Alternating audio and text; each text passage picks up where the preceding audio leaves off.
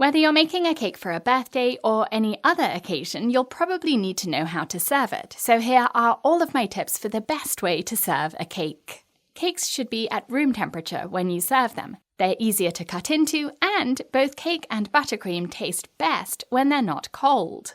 So take cakes out of the fridge 2 hours before you cut into them. If you've just finished making a cake, you can serve it straight away at room temperature, but it will be the most crumbly this way, since the filling and frosting haven't set in the fridge yet, so your knife will drag cake crumbs through the filling like this. It will still taste delicious though, which is the most important thing.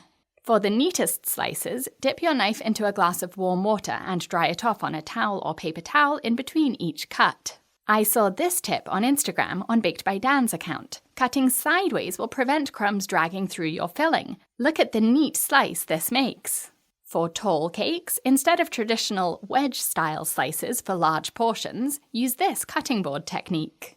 It's less tricky than cutting wedges, where the middle part tends to get left behind as you lift each slice out. And this is my preferred method because frosting lovers can choose the edge pieces that have the most frosting, and people who don't like as much frosting can choose a middle piece.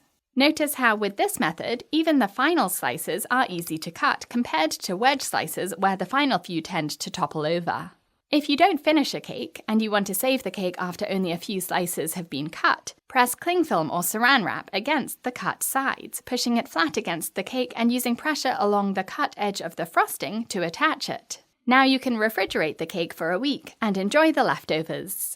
If you have just a few leftover slices that you want to save, put them in the freezer for 5 minutes individually to set the frosting, and then wrap each one up in cling film or saran wrap, and it won't mess up the frosting because the frosting has already set in the freezer. Now freeze the slice or slices until you have a craving for something sweet or need a last-minute dessert for an unexpected guest. After freezing, you can take the slice out and leave it on the counter for about 4 hours to come to room temperature before eating.